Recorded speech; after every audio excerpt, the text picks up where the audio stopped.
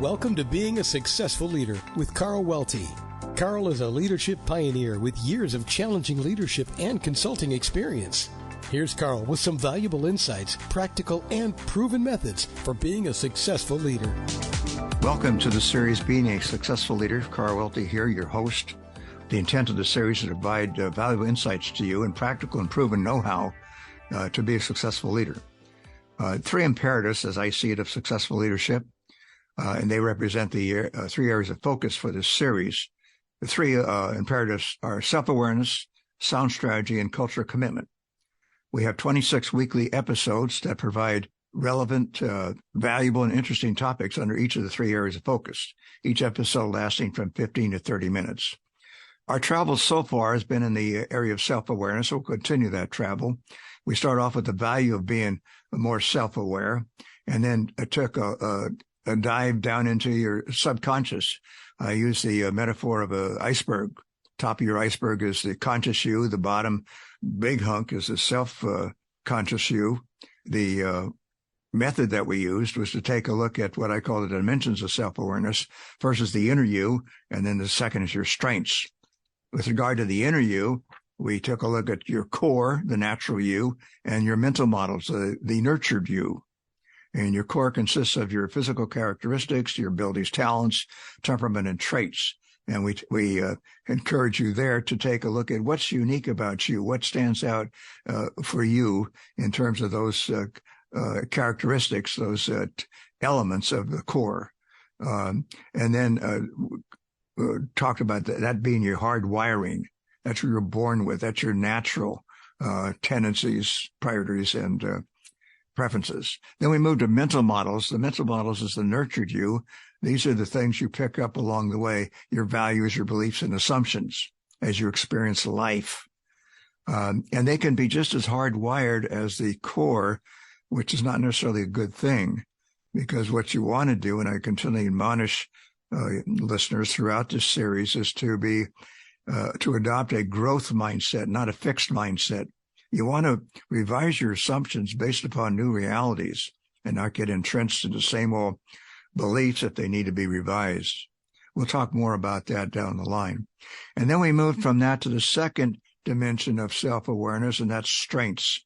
Strengths we define as what you're really good at and passionate about. Powerful and fun exercise we had to identify and clarify your strengths. Today's topic is capitalize on your strengths. If you didn't experience the Discovering Your Strengths episode, strongly recommend you cycle back and experience that and then come back to where we're at here in this capitalizing your strengths, the current topic. Now, the easiest way to get there and look at past episodes of this series is to go to my website, welty.com, click on Leadership Resources, go down to the Being a Successful Leader icon, our current series, and then you can click on that. It'll take it right to the host of this podcast, which is webtalkradio.net, and you'll find that episode plus other past episodes.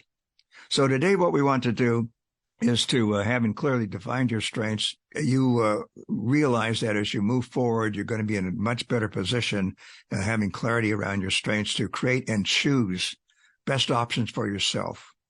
But why wait? There's things you can do right now in your current leadership role, I'm sure.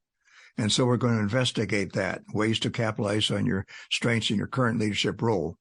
And what we're going to do is three things. First, we're going to start off with scoping out what I call your leadership playing field. Then we'll go from there to mine your leadership playing field to identify possible current ways you can capitalize on your strengths. And then we'll finish up by having you plot implementation strategies. We'll do 1 and 2, start that here, and then 3, after we hang up, you can work on that. Let's now take a look at scoping out your leadership playing field. What I want you to do there is, in your playing field, is to list what I call your key result areas, Now, what these are major areas of accountability.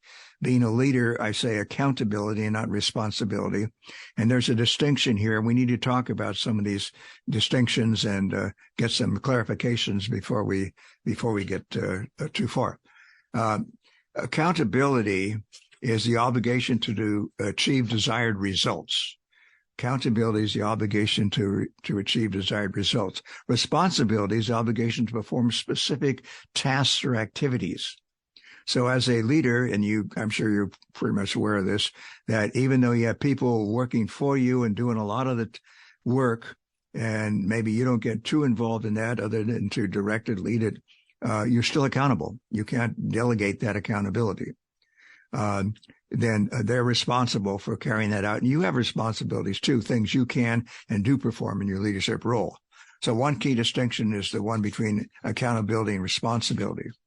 Now, as you work on your key result areas, we need to talk a little bit about the work of the organization. I have three broad categories of the work on organization: technical work, management work, and leadership. The work of the organization: technical work, management work, and leadership. What happened is that technical work, that's the direct application of physical and mental effort to achieve the desired results, creating your products and services in your organization or in your organizational unit, whether you're a department, a region, or what have you. So direct application and cranking out the goods. But we found out years ago that as people were doing their thing, they were bumping into each other and falling over, and it just wasn't working right. So we said, hey, here's a bright idea. Why don't we have somebody coordinate all this stuff, all these diverse activities that are going on to achieve our desired results? We'll give them a few bucks more a week and call him or her a supervisor or manager. So, gee, that was a real good idea. And so this person, the manager, was doing coordination work as well as technical work. And then later on, we said, hey, here's another great idea. Things are going along so quickly in the world of work and so forth, and fast-paced. We just can't stand still. The status quo is not an option. We've got to forge ahead, look into the future, have a direction, try to achieve that direction. And so we called that leadership. So that evolved over time. So we have technical work, management work, and leadership. Distinction between management work and leadership. We'll talk more about this later on in the series. In terms of focus, management is the here and now, whereas leadership is the future. And the essence of management is coordination, whereas the essence of leadership is achieving a desired future, mapping it out and going for it. Again, more on that later. Now, as getting started on the work I want you to do here now, and to kind of sketch out your key result areas, let me give you an example first. I start with the technical work, and here's a couple of examples. A general manager I worked with in a water district, they were functionally organized, and if you're functionally organized, many times the titles of the leaders reporting to you are your key result areas. In his particular case, the key result areas are 4, and you don't want a lot. These are just the logical subdivisions of accountability. Were customer service, engineering, operation and maintenance, and finance and administration. Customer service, engineering, operation and maintenance, and finance and administration. Just an example. One more. A VP of information systems in a medium-sized bank I worked with. They were not functionally organized. They were organized around clients, but the functions were then spread out amongst these client managers, if you will.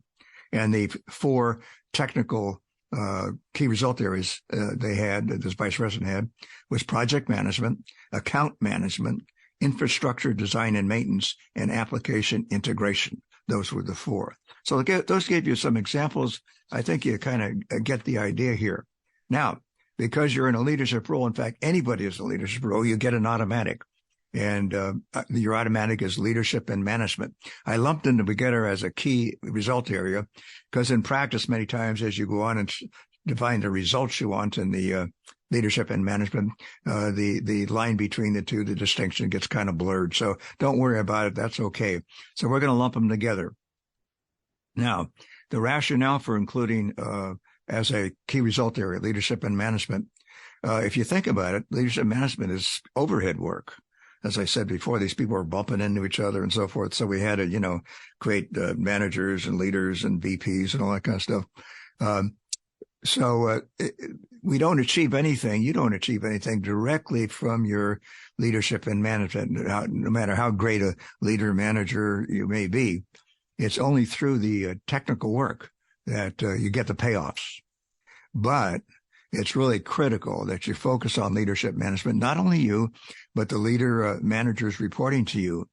In so doing, it's important because it constitutes the bulk of work that you may be doing, your responsibility, the things you do as a leader and the people working for you. In fact, the farther up the line you go in an organization, the more the work tends to be of a leadership management nature and not hands-on technical work. So that's one good reason to focus on leadership and management, included as a key result area. Another, it allows you to clarify the desired results you want to achieve and people working for the leaders working for you want to achieve. So you have kind of a unity here of desired results in terms of the activities, the responsibilities of leadership and management. And a third and final one here is it's an antidote for staving off what I call the principle of technical priority. This is important to realize, that there's a good human nature reason that most people, given a choice, will tend to want to perform technical work over management work and leadership. Why? Well, reasons, if you think about it, are pretty obvious. It's more hands-on work. You get immediate results faster, or you get results faster usually.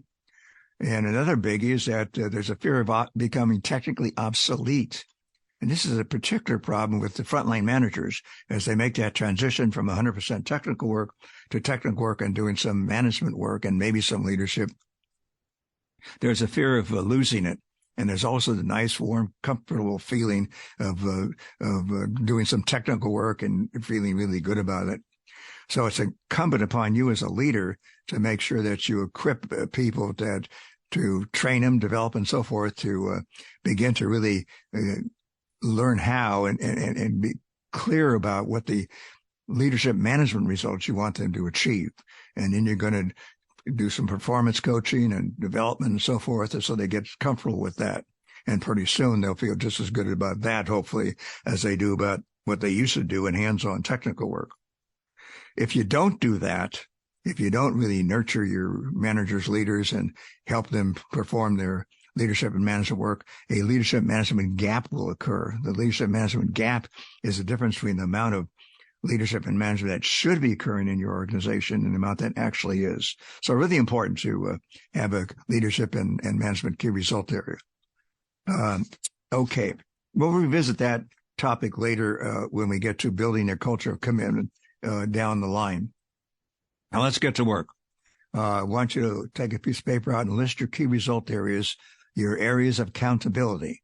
The areas that you're not your responsibility, but you're accountable for. If it doesn't come right to mind, that's fine. Make a note and come back to it later. At this point, I just want you to really understand it. If it comes right to mind, go ahead and list them. And again, you don't want a lot of them. And throw in there leadership and management. Leadership and management plus your 1 to 4 or 5 technical key result areas. Then and maybe take a separate piece of paper for each of these key result areas and start to jot down your responsibilities under each. Now, this is the work you perform or should be performing in these areas of responsibility or key result areas. And the bulk of that, again, your sheet will probably have more jots on it than the leadership and management area than the others. Doesn't mean the others not important. It's just that you don't personally do a lot of that work anymore. Again, there's no such thing as a 100% leader manager. You gotta lead something, right? And so it's incumbent that even if you're high up in the organization and you look at the work you actually do, and most of it's leadership management or leadership in your case, if you're high up, you've got to keep up. You got to keep up your knowledge, maybe not the skills, but your knowledge in the technical arena. So that's important. Okay. So you're going to do that. You're going to sketch out your management playing field by listing your key result areas of accountability. Then under each, you're going to make notes about your responsibilities in each work you personally perform or should perform. The second part in getting to work is then to mine MINE, the leadership playing field, to capitalize on your strengths. So take a look at those responsibilities and ask yourself for each of them, what strengths am I currently utilizing here? You have your strengths that you've identified, and which are you utilizing? What could I do more of as you think of these responsibilities? Or what could I start doing in terms of using some of these strengths in carrying out the responsibilities that I am not doing now? And then take notes about each of these. And then you'll have a nice talk with yourself. You begin to maybe see some patterns here. And then you can later on, after we're through here, you can begin to maybe sketch out an implementation plan, some implementation strategies to start using more of your strengths on work you're currently doing now. One other thing is that you can also explore opportunities outside of your current leadership role in terms of using your strengths. Examples could be projects outside of your accountability, special assignments, rotational assignments, professional association work, community work, and things of that nature. So you're not confined to just your current leadership role in the organization. So take a gander at that also. All right. So you have your strengths. We mapped out your leadership playing field and the responsibilities in each, and you're identifying areas where you can start using your strengths or use more of your strengths. And so now, as we leave this topic, go ahead and give that some quality reflective thinking and begin to plot out maybe some strategies where you can begin to embed more of your strengths and the responsibilities, the current work you do or should do in your management playing field. But next time, don't go too fast, because next time it'll tie into what we're doing here, because you'll find you're probably full up already. So you're going to cram in more work here. Well, so you maybe need to get rid of some things. Okay. And so next week will be the freeing up your discretionary time. We'll look at methods and ways to free up your discretionary time so there's room, hopefully, to do more of your strength work.